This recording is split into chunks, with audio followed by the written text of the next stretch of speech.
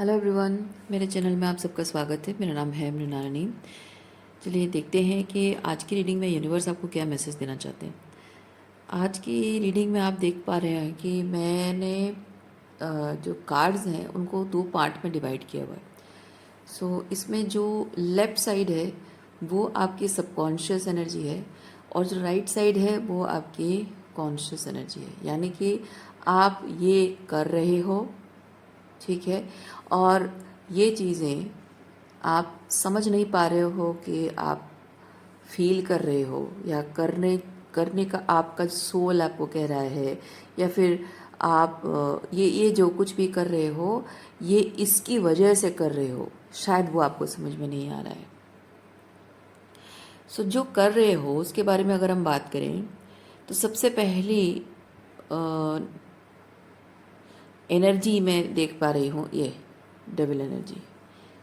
Devil energy toxic attachments को बताता है। यहाँ पे 8 ऑफ सॉर्ड्स जो मेंटल एंट्रैपमेंट है, टॉक्सिसिटी है, यहाँ पे बहुत सारा पेन है, यहाँ बहुत सारा ऑन एंड ऑफ एनर्जी है, सेल्फ डाउट है, बहुत सारा लॉजिक से, मतलब एक एक बच्चा जो कि ज़िद्दी है और उसकी ज़िद ये है कि मुझे लगता है कि मैं अपने हिसाब से सही हूँ, तुम मुझे गलत साबित कर दो और तुम कर ही नहीं पाओगे क्योंकि मुझे पता है मैं सही हूँ। ठीक है, इस तरह की एनर्जी है। मैं ये चीज़ देख रही हूँ कि आपने अपने आप को सही साबित करने के चक्कर में बहुत सारी गलतियाँ की हैं। ये ओके। अब जब आपको चीज़ें सही तरीके से समझ में आने लग गई हैं, पहले ये क्या था ना, ये होता है कि मेंटल क्लैरिटी, बट बहुत ही इमेच्योर तरीके से, यानी कि जितना पता है उसको लेकर बहुत घमंड होता है इंसान के अंदर।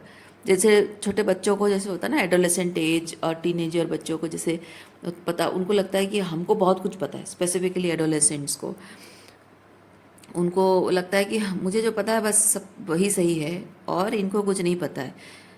13-14 साल की उम्र में जब आ जाते हैं बच्चे, स्पेसिफिकली 14-15, है ना, तो मतलब टीनेज जब शुरू होता है तब लोगों को मतलब बच्चों को ये चीज़ लगता है, ये मेरे माँ बाप तो बूढ़े हो गए हैं, ये तो बहुत पुराने ज़माने के हैं, कहाँ पता नहीं कौन से ओल्डर जनरेशन के हैं, इनको क्या पता आजकल की दुनिया में क्या हो रहा है क्या नहीं हो रहा है, और मैं तो मॉडर्न ज़माने का बच्चा हूँ, इनके हिसाब से मैं नहीं चलूँगा। ये बहुत ही दकियानुसी सोच, मतलब ऑर्थोडॉक्स बिलीव रखते हैं और ये इनको नहीं पता कुछ। तो मैं बहुत स्मार्ट हूँ, बहुत इंटेलिजेंट हूँ, बहुत ज्ञानी हूँ और इनके मुंह लगकर मैं अपना टाइम और एनर्जी बर्बाद नहीं करना चाहता हूँ। तो कुछ अगर आपसे, मतलब आप अगर उस बच्चे से अगर कुछ पूछोगे कि ये क्या कर रहे हो, क्यों कर रहे हो, तो वो ऐसे बिहेव करेगा जैसे कि ओ माय गॉड, ये इतना इलिटरेट है, ये इतना इग्नोरेंट है, इसको ये भी नहीं पता है, इसको ये बताना पड़ रहा है। मतलब एक ऐसे पेज की एनर्जी में जो होता है ना, उस इंसान को बेसिक ये एक्सेप्टेंस नहीं होती है कि हर किसी को हर बात नहीं पता होती है। ओके, हर किसी को हर बात नहीं पता होती है, और जो बातें आपको पता है एज अ पेरेंट, आपको जो बातें पता है, जिस सिचुएशन, जिस बात को लेकर आप बहुत स्किलफुल हो और बहुत ईज़ और ग्रेस के साथ आप चीज़ें कर सकते हो, वो चीज़ें वो नहीं कर सकता है। लेकिन वो कहेगा कि हाँ तो क्या हुआ, मैं सीख लूँगा, उसमें कौन सी बड़ी बात है।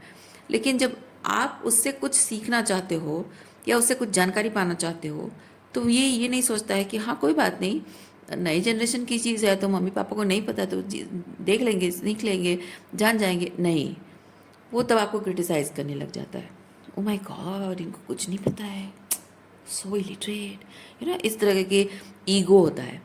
तो इस तरह का ईगो जिस इंसान के अंदर होता है, वो अपने से बड़ा किसी को मानता नहीं है। ये भी ईगो को रिप्रेजेंट करता है, डेविल एनर्जी है। मैं सब कुछ हूँ, मतलब ये होता है ग्रैंडियोसिटी। ओके, देखिए ये जो बातें मैं कह रही हूँ, मैं एनर्जी को बता रही हूँ, ये आपकी एनर्जी है। तो आपको आपको पता है आप ट्रिगर हो रहे होगे, आपको गुस्सा आ रहा होगा, लेकिन आप जानते हैं, आप खुद जानते हैं कि आपने कभी कुछ अगर गलत किया है तो क्या क्या सोचकर, किस तरह से, किस मानसिकता में क्या कहा किया, आप जानते हैं, आप बेहतर जानते हैं। मैं कौन होती हूँ बोलने वाली। और अगर आपको ये चीज़ लगता है कि नहीं मैंने कुछ नहीं किया है, ये मेरी एनर्जी नहीं है, सामने वाला की किसी पर्सन से डील करते उनकी एनर्जी है, तो आप सिंपली रोल रिवर्स कर सकते हो, कोई बात नहीं। सो ये कोई रिजिड रिजिड बात ऐसी नहीं है कि हाँ आप पर थोपी जा रही है, ये सिंपली एक एनर्जी बताई जा रही है। मैं इसलिए आप बोलना बंद करके मैं सिर्फ एनर्जी को एक्सप्लेन कर रही हूँ। सो एनर्जी बताई जा रही है। अब एनर्जी किसकी है वो आप देखिए, कैसे रेजोनेट करता है जानिए, अकॉर्डिंगली आप रीडिंग को देखिए, थोड़ा ओपन हार्ट रख के देखिए चीज़ों को, समझिए, ठीक है। सो जो इंसान इस तरह की ईगो में रहता है वो अपने से बढ़कर किसी को मानता नहीं है, और हर एक इंसान को जो उसको लगता है उसके हिसाब से कम नॉलेजियस है, क्योंकि ये नॉलेज को रिप्रेजेंट, ये सॉर्ड, ठीक है, इंटेलेक्ट को रिप्रेजेंट करता है, तो उसको लगता है कि जो उससे थोड़ा सा भी कम नॉलेज वाला है उस इंसान की बेइज्जती भी करता है, ओके। और वो जो दूसरे इंसान पे वो डिपेंडेंट है वो एम्प्रेस है, ठीक है। ये बच्चा है, ये माँ की एनर्जी है। ज़रूरी नहीं है कि माँ ही हो, पेरेंट, फादर मदर हो सकते हैं। रोमांटिकली भी अगर इन्वॉल्व हो तो ये आपका वो रोमांटिक पार्टनर हो सकता है, और ये आपकी एनर्जी हो सकती है, you being that empress energy regardless of gender, okay. So मैं एक चीज़ फील कर रही हूँ, when it comes to conversation, when it comes to reaching to a point to clear, मतलब मेंटल क्लैरिटी पाने के लिए, टू क्लियर थिंग्स, ये उस पर्सन की एनर्जी है, पेज ऑफ सॉर्ड्स, और ये आपकी एनर्जी है, king of swords. King of swords ये चीज़ होता है कि वो किंग है और वो इंटेलिजेंट है, उसके पास नॉलेज है, लॉजिक है, लेकिन उसे उस बात का घमंड नहीं होता है। बच्चों को घमंड होता है, बच्चों ने दुनिया नहीं देखी होती है, थोड़ा क्या नॉलेज मिल जाता है बहुत घमंड हो जाता है। लेकिन जिन्होंने ज़िंदगी का एक्सपीरियंस पाया होता है ना, उनके पास बहुत सारा विजडम होता है और वो हम्बल होते हैं। जैसे कहते हैं ना, जिस पेड़ में बहुत सारे फल होते हैं वो झुका हुआ होता है, ये किंग वैसी एनर्जी है, ठीक है। जो भी इंसान आपको बहुत इंटेलेक्चुअल बातें कहता हुआ दिखे, हर कोई किंग ऑफ सॉर्ड्स नहीं होता है। उसकी घमंड उसे, उसका घमंड बता देता है कि वो पेज ऑफ सॉर्ड्स की एनर्जी में है, क्योंकि इंटेलेक्ट कोई बहुत बड़ी बात नहीं है। आप किताबें पढ़ लो, कहीं से सीख लो, जान लो, नेट पे सर्च कर लो, इस पर कौन सी बड़ी बात है। लेकिन अपने ज्ञान का अहंकार किसी के अंदर हो जाना और ज्ञान की वजह से हम्बल हो जाना, झुक कर रहना, बहुत फ़र्क होता है। ये आपकी एनर्जी है। और आपके साथ जुड़ना विद दिस एम्प्रेस, जो उसको मिलता है आपसे, जो लव, अनकंडीशनल लव, उसकी सोल को नर्चरेंस मिलती है, उसकी सोल को हीलिंग मिलती है, जो भी एक फेमिनाइन एनर्जी से प्राप्त होती है, वो सब चीज़ें इस इंसान को मिलती हैं। और उसकी वजह से ये इंसान, चाहे वो कितना भी घमंडी क्यों ना हो, वो इंसान उस हीलिंग की वजह से आपके साथ रिलेशनशिप में जुड़ा हुआ है। वो खुद आपको छोड़ता नहीं है और आपको जाने नहीं देता है। मैं ये नहीं कहूँगी कि वो ट्रैप्ड है, मैंने कहा वो जुड़ा हुआ है। मैं क्यों नहीं कह रही हूँ कि वो ट्रैप्ड है, क्योंकि उसको एंट्रैपमेंट नहीं है, आपको एंट्रैपमेंट फील हो रही है ना। क्योंकि ये इंसान जो अपने आप को बहुत ग्रेट, बहुत इंटेलिजेंट समझता है, हमेशा मैं राइट हूँ समझता है, इसके हिसाब से आप उसके साथ अगर हो तो इसमें आपका भला हो रहा है, ओके। वो बड़प्पन, उसका वो बड़प्पन है, आपका साथ देना, आपके साथ रिश्ता निभाना, वो उसका बड़प्पन है।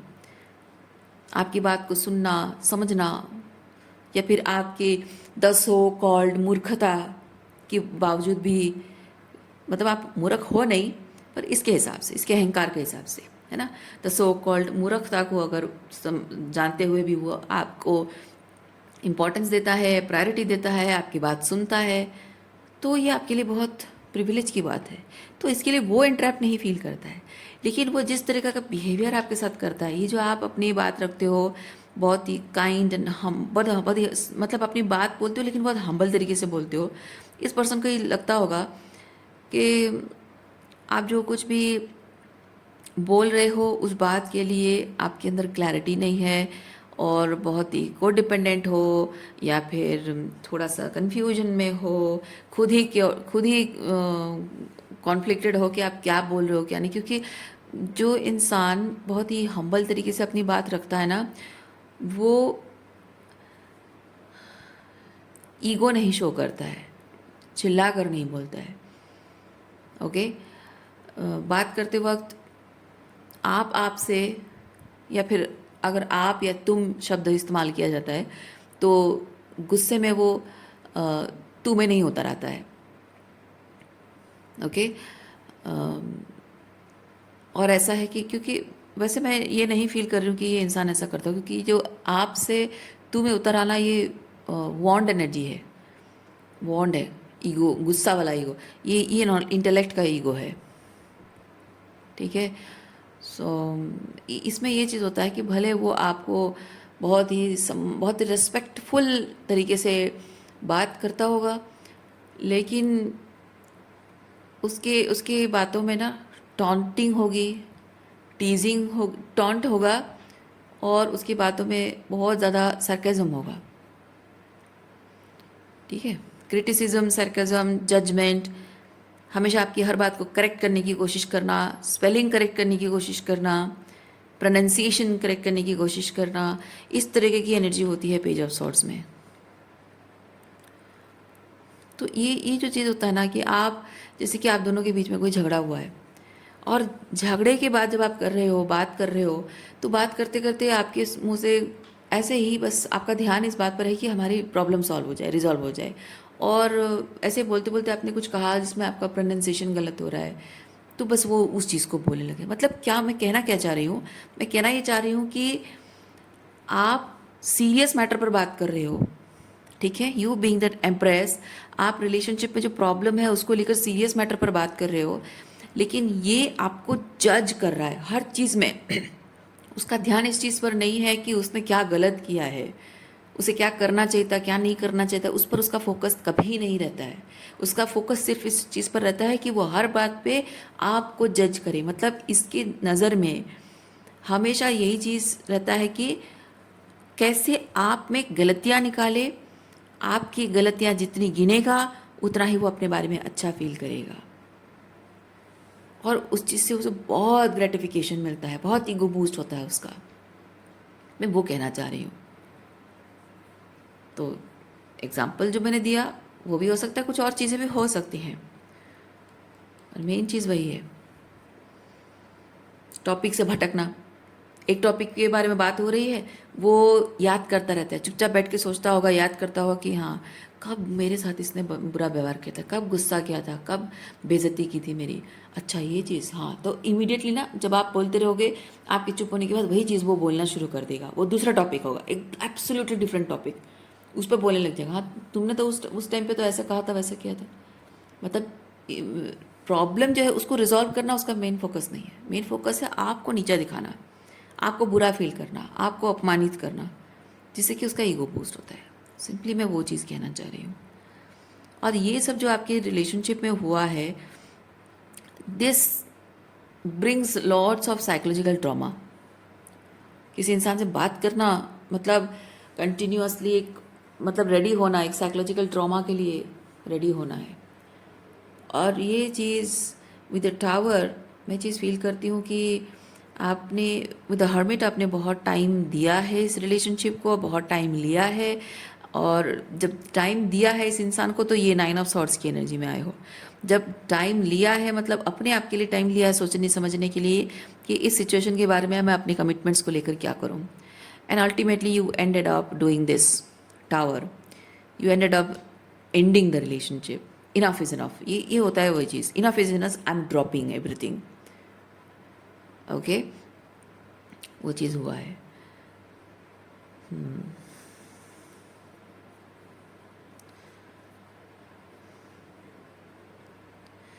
इस इंसान के साथ आपका जो रिलेशनशिप है वो 4 ऑफ वॉन्ड्स की एनर्जी में रहा है।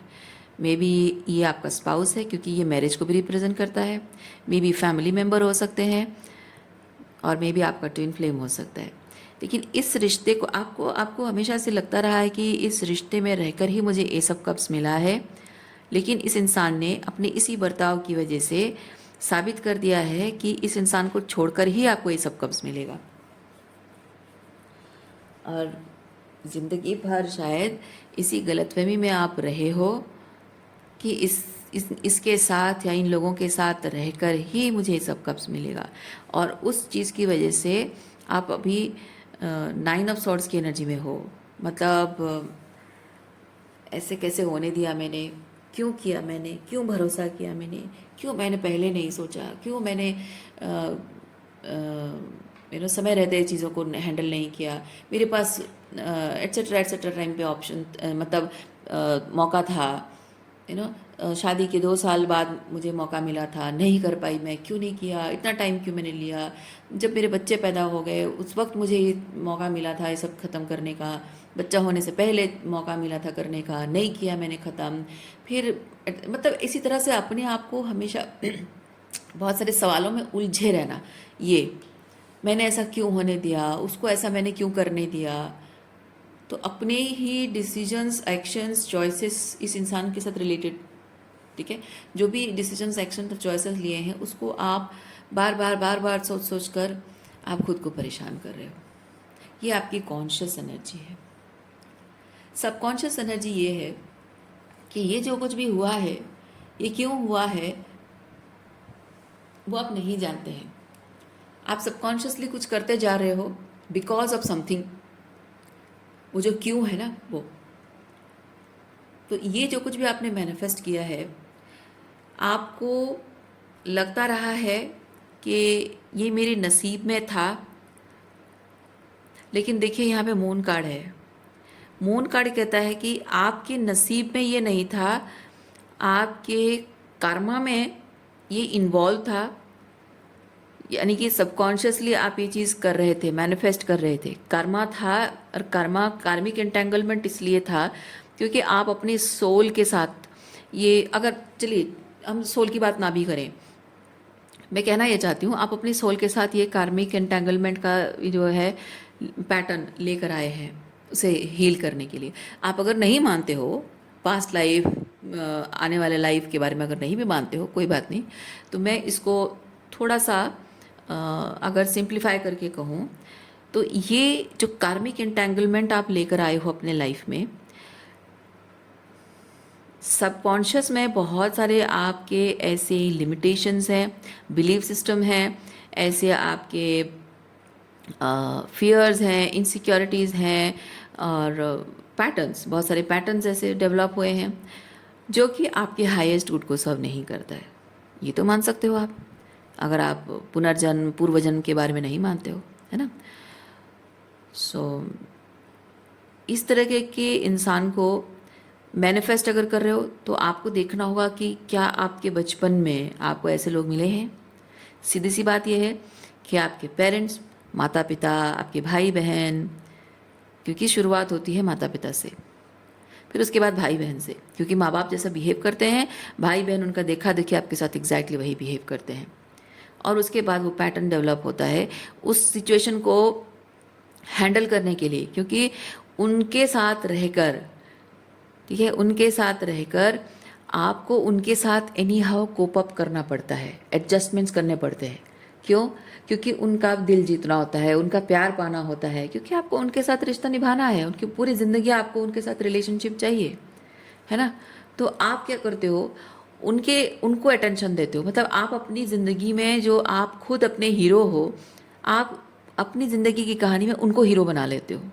आप कहते हो कि मैं उनको खुश करना है, उनका विश्वास जीतना है, कि इससे आपको उनसे वैलिडेशन मिलता है, क्योंकि इसके वजह से जब वैलिडेशन मिलता है तभी जाकर आपके उनके साथ रिश्ते बैलेंस होके रहते हैं, ठीक है। तो पीपल प्लीजिंग टेंडेंसी डेवलप होती है।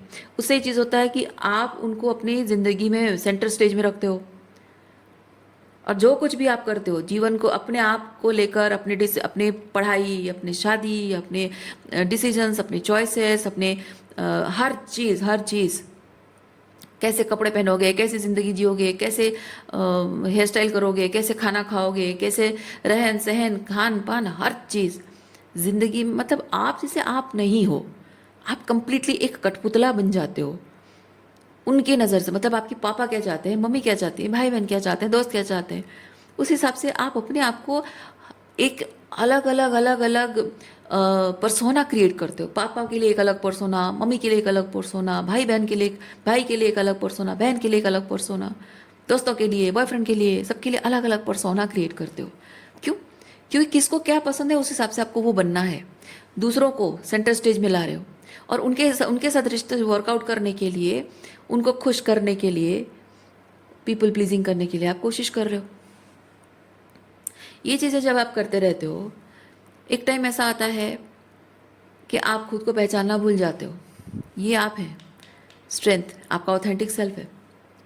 आप अपनी स्ट्रेंथ, अपनी स्किल्स, अपने टैलेंट्स, अपनी क्रिएटिविटी, अपने पर्सनालिटी, आपकी गुड बैड, आपके डार्क एनर्जी, आपकी लाइट एनर्जी, आपकी पावर, आपकी वीकनेस, सब भूल जाते हो। कुछ याद नहीं रहता, आप अपने आप में ही नहीं रहते हो, क्योंकि आप ये बहुत ही शैडो वाली एनर्जी में आ जाते हो। हर एक इंसान के लिए एक अलग अलग पर्सोना। फिर आप कन्फ्यूजन में आ जाते हो कि मैं हूँ कौन, क्या हूँ, इनमें से मैं कौन हूँ, मेरी ट्रू पर्सनालिटी क्या है। और वहाँ इंसान क्या होता है, रिश्तों के बोझ तले दब जाता है। ये जो अलग अलग पर्सोना होती है ना, उसकी पर्सोना के तले वो दब जाता है। और जीवन में बीइंग दैट ऑथेंटिक पर्सन, उसको मतलब अगर ये सब चीज़ें नहीं होता तो आप जो ऑथेंटिकली होते, वो पर्सन क्या करता अपनी ज़िंदगी में, अपनी ज़िंदगी को बहुत खूबसूरत बनाने के लिए, अपने हिसाब से जीने के लिए, अपने सपनों को पूरा करने क्या करता। वो सारी चीज़ें यहाँ पे लैकिंग हो गई है। जब आप दूसरों के लिए जी रहे हो, आप अपने आप में खाली हो गए हो, आपका अपना कुछ बचता नहीं है। सारे रिश्तों का बोझ यहाँ पे कंधों पर ले रहे हो, उनको खुश करने का बोझ ले रहे हो, उनके लिए कुछ बनने का बोझ, मतलब ये आप अपने आप के लिए खाली हो, दूसरों के लिए आप बहुत कुछ। देखिए इसके हाथ में जो बहुत सारे वॉन्ड्स हैं, ये हर एक रिश्ते का ये होता है एक अलग अलग परसोना, और ये हर एक रिश्ते के लिए अलग अलग बोझ है। ये जिम्मेदारी का बोझ, पिता के लिए एक जिम्मेदारी का बोझ, माँ के लिए एक जिम्मेदारी का बोझ, भाई के लिए, बहन के लिए, दोस्तों के लिए, अलग अलग दोस्तों के लिए अलग अलग जिम्मेदारी है, बॉयफ्रेंड के लिए या फिर गर्लफ्रेंड के लिए, या पति या पत्नी के लिए एक अलग बोझ है ना। हर रिश्ते के लिए एक अलग बोझ होता है, ये परसोना का बोझ, जिम्मेदारी का बोझ। तो कब तक सहोगे वो चीज़, नहीं हो पाता है। और इंसान क्या होता है, अंदर ही अंदर वो मर रहा होता है। ये डेथ कार्ड बताता है कि वो फिजिकली तो जिंदा है, लेकिन अंदर वो मर चुका होता है। वो अपने आप को किसी भी चीज़ के साथ वो रेजोनेंस नहीं फील कर पाता है। उसको अपने आप के साथ भी, जब वो अपने आप के साथ भी कनेक्टेड नहीं है, वो फील करता है कि यार मेरी ज़िंदगी का कोई मोल नहीं है, कोई वैल्यू नहीं है, क्यों हूँ मैं इस दुनिया में, मेरी कोई वर्थ नहीं है। स्पेसिफिकली महिलाएं फील करती हैं मेरी कोई वर्थ नहीं है, वर्थलेस हूँ मैं, ये दुनिया, ये जो जिंदा हूँ मैं, ये शरीर मुझे मिला है, जो जन्म हुआ है मेरा वर्थलेस है। और जो पुरुष होते हैं, वो पुरुष ऐसा नहीं फील करते हैं वर्थलेस। पता है क्यों? क्योंकि महिलाएं, जनरली महिलाएं जो काम नहीं कर रही होती हैं, जॉब नहीं कर रही होती है ना, उनको लगता है मेरी मेरी लाइफ वर्थलेस है। क्यों? क्योंकि इस तरीके की मानसिकता वाले जो लोग हैं ना, सोसाइटी जो है ना, वो हमको ये चीज़ बताती है, तुम पैसा नहीं कमाते हो, काम नहीं करते हो, पैसा नहीं कमाते हो, परिवार पालने के लिए कोई तुम्हारा रोल नहीं है, तो तुम वर्थलेस हो। ये जताया जाता है।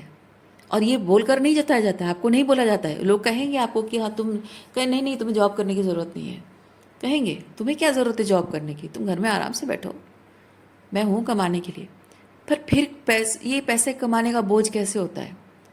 आपको गिनाया जाता है, आप कितना खा रहे हो, आप कितने कपड़े पहन रहे हो, आप ब्यूटी पार्लर जा रहे हो, आप मैनिक्योर पेडिक्योर करवाते हो, हेयर कट करवाते हो,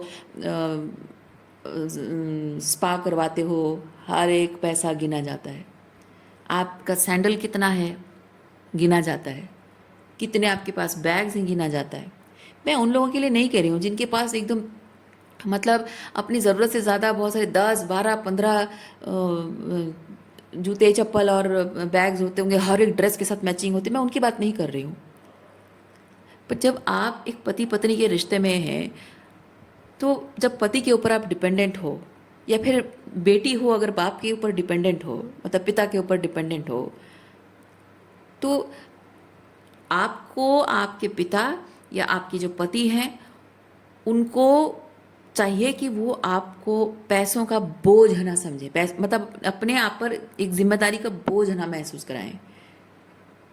आपको ये ना महसूस कराएं कि तुम्हारे लिए जो पैसा खर्च करता हूँ मेरी जान सूख जाती है, नहीं महसूस कराना चाहिए उनको।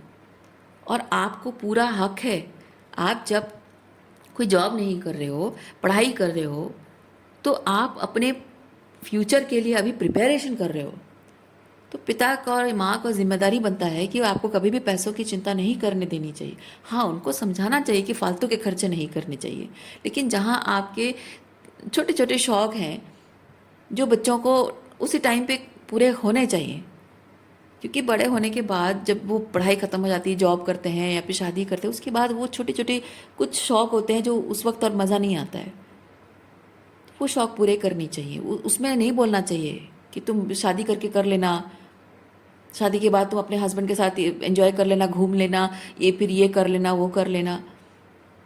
अरे माँ बाप अगर हाथ ऐसे झटक लेंगे और इस तरह से करेंगे तो फिर कैसे चलेगा, है ना। तो पति को भी जिम्मेदारी होती है कि अगर पत्नी जॉब नहीं कर रही है, इसका मतलब ये नहीं है कि उसमें वो कैपेबिलिटी नहीं है। इसका मतलब सिंपली ये है कि she is choosing to be housewife, she is choosing to stay at home, क्योंकि उसके लिए परिवार मायने रखता है। जो लड़कियां जॉब करती हैं, क्या उनके लिए परिवार मायने नहीं रखता है? रखता है, उनके लिए भी परिवार मायने रखता है। पर दे आर चूजिंग जॉब और घर दोनों को साथ में मिलकर वो चलाएंगे, दोनों ही सूरतों में, चाहे वो हाउसवाइफ हो चाहे वो वर्किंग हो, दोनों ही सूरतों में जो घर के परिवार वाले हैं, जो सास ससुर हैं, माँ बाप भी हैं, इनफैक्ट माँ बाप भी करते हैं, और हस्बैंड है, उनको बार बार ये जताना कि वो पैसा नहीं कमा रही है, डिपेंडेंट है, तो भी प्रॉब्लम है, और पैसा कमा रही है तो पैसे का घमंड भी दिखा रही है, वो भी बोलना एक प्रॉब्लम है ना। महिलाओं को वो चीज़ होता है कि वो वर्थलेस फील करती हैं, जो काम नहीं करती हैं वो वर्थलेस फील करती हैं, और जो काम करती हैं उनको भी मतलब इंडिपेंडेंट होने के लिए उनको गिल्टी फील कराया जाता है। और जब पुरुष पैसा कमाते हैं उनकी लाइफ में, जब ये अपने आप को खोकर दूसरों के लिए जीना, है ना, दूसरों के हर किसी को अलग अलग पर्सनालिटी पर्सोना क्रिएट करके दूसरों के हर किसी को खुश करने की जिम्मेदारी रखना, ऐसी एनर्जी में जब पुरुष होते हैं, वो भले ही पैसा कमा रहे होते हैं, भले ही उससे उनकी वर्थ साबित हो रही है, भले ही उनको उनकी वर्थ के लिए कोई उनको ताना नहीं मार रहा है, कोई जता नहीं रहा है कि वो किसी चीज़ के लायक नहीं है, लेकिन पुरुषों का ये चीज़ होता है कि उनको जब रिश्तों में प्यार अपनापन नहीं महसूस हो रहा है, वो रिश्ते उनके लिए नाम की सिर्फ जिम्मेदारी बन जाते हैं। चाहे कोई भी हो, माँ बाप हो, अपने बच्चे हों या फिर अपनी पत्नी हो, जब रिश्तों के लिए उनको एक झूठा मास्क पहनना पड़ता है, दिखावा करना पड़ता है, उस रिश्ते में प्यार नहीं होता, सिर्फ जिम्मेदारी के लिए निभा रहे होते हैं। वो भी एक तरह से मर मर के जीना है। और ऐसे जो पुरुष होता है ना, वो अपनी इमोशनल सेटिस्फेक्शन के लिए, थोड़ा सा इमोशनल हीलिंग पाने के लिए, क्योंकि ये जो डेथ प्रोसेस से गुजरना, internal death, emotional death, spiritual death process से गुजरना, इससे इंसान को बहुत तकलीफ होती है। और ये पेज ऑफ कप्स, इंसान जब अंदर से मर रहा होता है, उसे चाहिए होता है कि कोई हो जो मुझे प्यार जताए, कोई हो जो मुझे अपनापन जताए, कोई हो जो मुझे वैसे ही प्यार करे, वैसे ही अपनाए जैसे मैं हूँ, मुझ में कमियां ना निकाले, बस खुले मन से अनकंडीशनल लव मुझे शो करे। ये चाहे पुरुष हो या महिलाएं हों, वर्किंग वुमेन हो या हाउस वाइफ्स हों, जब आप इस तरह से डेथ प्रोसेस से गुजर रहे हो, स्पिरिचुअल डेथ प्रोसेस से, तो आपके मन में ये इच्छा जागती है कि कहीं से कोई सोर्स ऑफ हीलिंग मुझे मिल जाए, और इसकी वजह से बहुत सारी प्रॉब्लम्स को आप अट्रैक्ट करते हो। क्योंकि कुछ लोगों के लिए होता है सोर्स ऑफ हीलिंग आपको इमीडिएट होता है, external affairs, extra metal affairs, okay. कुछ लोगों का एक्स्ट्रा मैरिटल अफेयर्स होता है, कुछ लोगों का अगर एक्स्ट्रा मैरिटल अफेयर के लिए बहुत ज़्यादा कॉन्शियस होता है कि नहीं ये सब नहीं चलेगा, तो उनके लिए दूसरा सोर्स ये होता है कि वो बहुत सारा इंडल्जेंसेस में मतलब क्या बोलते हैं उसको, प्रोक्रेस्टिनेशन करने लगते हैं, सब्सटेंस अब्यूज़ करने लगते हैं, जैसे कि अल्कोहल है, या फिर फालतू लोगों के साथ फालतू के गॉसिप में फंस जाना, और different type of gaming, gambling, ये सब चीज़ों में फंस जाना, या फिर बहुत सारी शॉपिंग में एडिक्टेड हो जाना, या फिर कुछ लोगों का होता है जंक बिंजिंग, चाहे वो एंटरटेनमेंट बिंजिंग हो या फिर फूड बिंजिंग हो, जो एडिक्शन हो जाता है। बहुत सारी ऐसी चीज़ें होती हैं जिसकी वजह से कि इंसान उस थोड़े थोड़े टाइम की उस खुशी के लिए, ग्रेटिफिकेशन के लिए इंसान अपने सीमाओं को तोड़ता है, अपनी मर्यादा को लांघता है, और अपने जिस क्या क्या शब्दों से कह सकते हैं, मतलब गिर जाना, अपनी अपनी जगह से गिर जाना, व्हाट इज़ इट कॉल्ड, अपने या डिग्निटी को खो बैठना है ना, इंसान अपनी डिग्निटी को खो बैठता है, अपने सेल्फ रेस्पेक्ट खो बैठता है, तो वो सब चीज़ें होती हैं।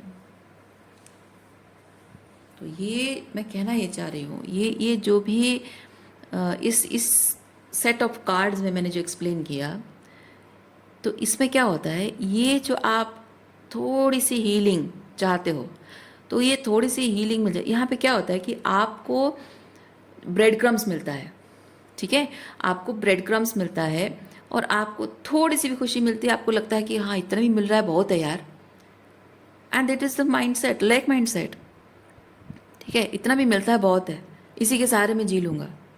कुछ लोगों का होता है नहीं ठीक है, वो कोई शादीशुदा होते हैं, दूसरे लड़की या लड़का के साथ एक्स्ट्रा मैरिटल अफेयर में रहते हैं, और सोचते हैं कि घर में बीवी तो प्यार करती नहीं है, वो बाहर वाली थोड़ा तो प्यार करती है, चलो ठीक है, वो बात नहीं करती, उसके साथ नहीं रहता, उसे शादी नहीं कर सकता, कोई नहीं, उससे थोड़ा सा प्यार, थोड़ा सा अटेंशन तो मिलता है, ताकि मैं घर परिवार में इसको संभाल सकूं, अपनी बीवी की नोक झोंक, लड़ाई झगड़े के घर के अशांति को हैंडल करने के लिए थोड़ी सी हिम्मत मिल जाती है उस इंसान से, थोड़ी हीलिंग मिलके। That is not a right thing, है ना, वो सही नहीं है। वो टेम्पररी ग्रेटिफिकेशन के चक्कर में आप बहुत सारा टॉक्सिसिटी, बहुत सारा मैनिपुलेशन, बहुत सारे गलत लोगों को, ये बहुत सारा पेन, ये डेविलिश एनर्जी, टॉक्सिसिटी, है ना, ये मैनिफेस्ट कर रहे हो, बहुत सारा कार्मिक एंट्रैपमेंट मैनिफेस्ट कर रहे हो, बहुत सारा केओस एंड कॉन्फ्लिक्ट मैनिफेस्ट कर रहे हो, बहुत सारा स्ट्रेस एंड एंग्जाइटी मैनिफेस्ट कर रहे हो। क्या मिल रहा है उससे? और अंत में क्या होता है, ना वो टॉक्सिक, ना वो ये जो थोड़ा सा खुशी, थोड़ी सी हीलिंग पाने के लिए जो एक्सटर्नल सोर्स से जुड़ते हो, वो भी ख़त्म हो जाता है, और आपका जिस चीज़ को संभालने के लिए आप ये सब कर रहे हो वो भी ख़त्म हो जाता है। ये टावर, मतलब कि दोनों नाव डूब जाते हैं। ये एक नाव है, और आपका जो सिचुएशन है, जिन लोगों के साथ जो जुड़े हुए, वो एक सिचुएशन है। ये जो वर्कआउट हो रहा है ना, 3 ऑफ पेंटिकल, तो ये भी नाव है, ये भी नाव, दोनों नाव में पैर रखते हो, अल्टीमेटली दोनों नाव आपके डूब जाते हैं, ना इधर के ना उधर के रहते हो। मिलता क्या है? कुछ नहीं, है ना, यही चीज़ हो रहा है। अभी आपकी एनर्जी है, किसी पर्सन से डील करते हो, उनकी एनर्जी है, जैसे आपको रेजोनेट करता है वैसे लीजिए।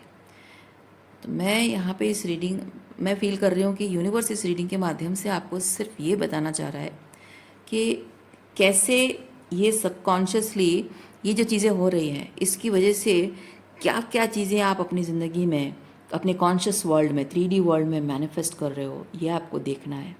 और आपको समझना है कि ये जो आपके साथ सबकॉन्शियसली, ये जो आपके अंदर चल रहा है, इस चीज़ को छुपा के, सप्रेस करके अपने अंदर रखने से आपको क्या क्या कॉन्सिक्वेंसेस भुगतने पड़ रहे हैं।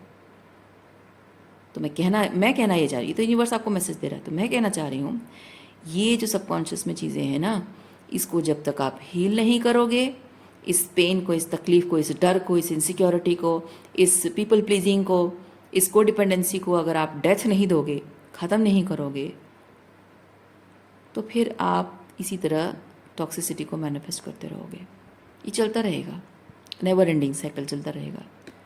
सो यू नीड टू एंड ये जो बाहर से जो आप ग्रेटिफिकेशन चाह रहे हो और ये जो टॉक्सिक मिसअलाइनमेंट एनर्जी है, you need to end both of these.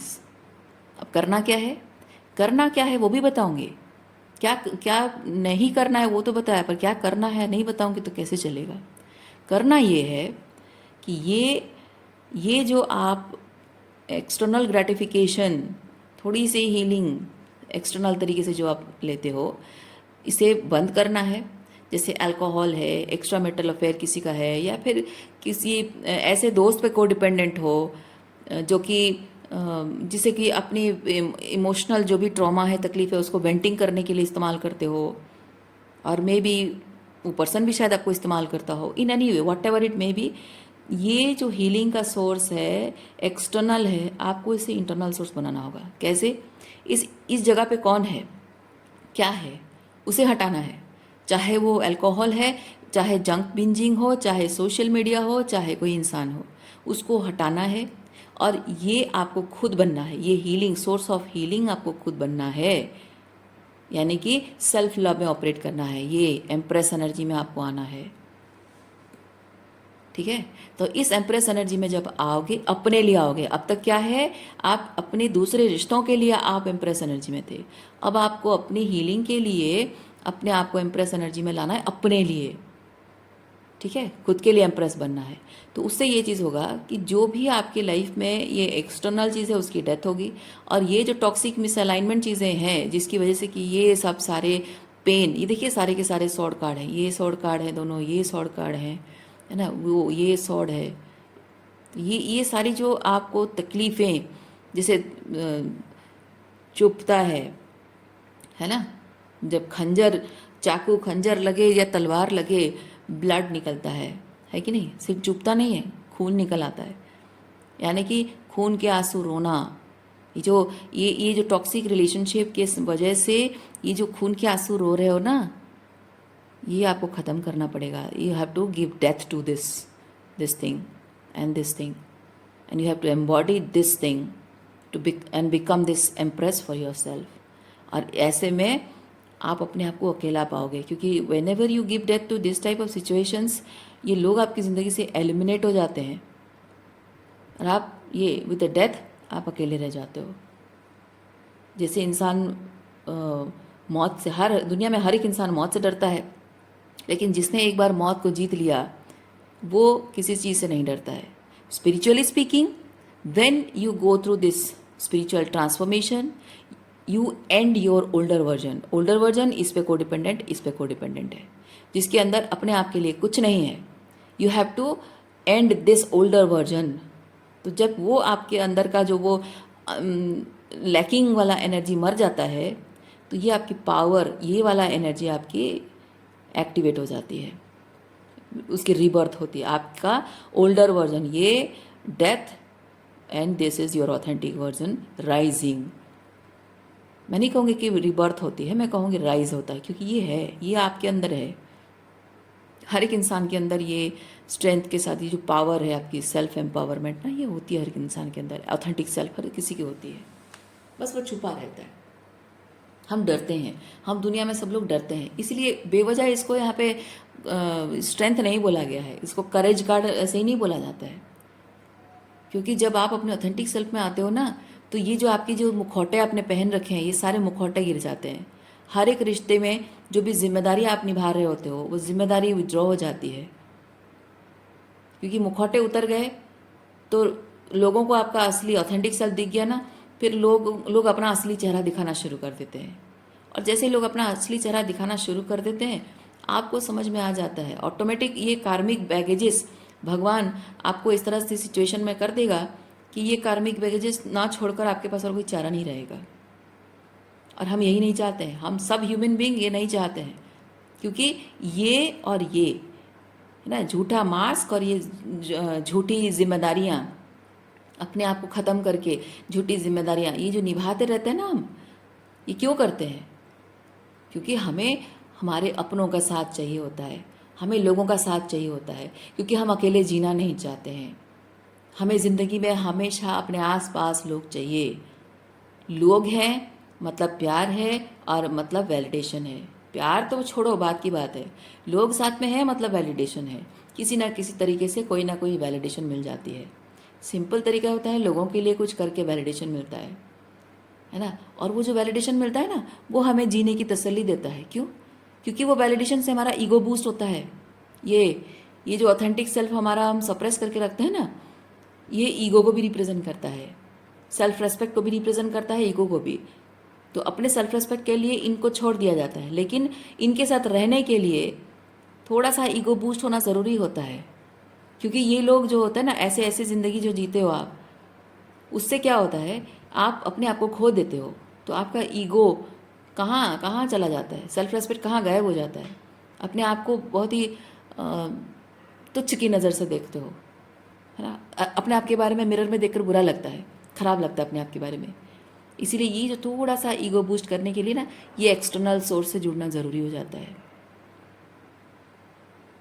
तो इसको आप ईगो मत बनाइए। ये जो आपकी पावर एंड कॉन्फिडेंस आपकी है ना, इसको पावर एंड कॉन्फिडेंस रहने दो। ईगो बूस्ट मत करो। ये ऐसे ऐसे कार्मिक बैगेजेस आप होल्ड करके आप ईगो मत बनाओ इस चीज़ को। क्योंकि वहाँ पे ये चीज़ होता है कि कंटिन्यूसली वो वैलिडेशन के लिए ना, आप अपने ऑथेंटिक सेल्फ को ख़त्म करते रहते हो, मारते रहते हो, सप्रेस करते रहते हो, और बस यही चीज़ करते रहते हो। तो आपकी जो ज़िद है, ये कहीं ना कहीं आपके अंदर भी है। जो लोगों से डील कर रही है उनकी एनर्जी भी है। You are very intellectual person, but ये जो आपका इन रिश्तों के प्रति जो अटैचमेंट है, that attachment is not allowing you to accept the truth जो आपका ऑथेंटिक सेल्फ कहना चाहता है। और आप अपने आप से ही झूठ बोलते रहते हो। वही बात हो रही है। इसीलिए सुकून से जी नहीं पाते हो, और अच्छे से रिलेशनशिप निभा भी नहीं पाते हो। तो रीडिंग मैं यहीं पे रखती हूँ। उम्मीद करती हूँ इस रीडिंग से आपको कुछ क्लैरिटी मिली हो। मैं आपको नेक्स्ट रीडिंग में मिलती हूँ। अपना ख्याल रखिए, खुश रहिए, बाय।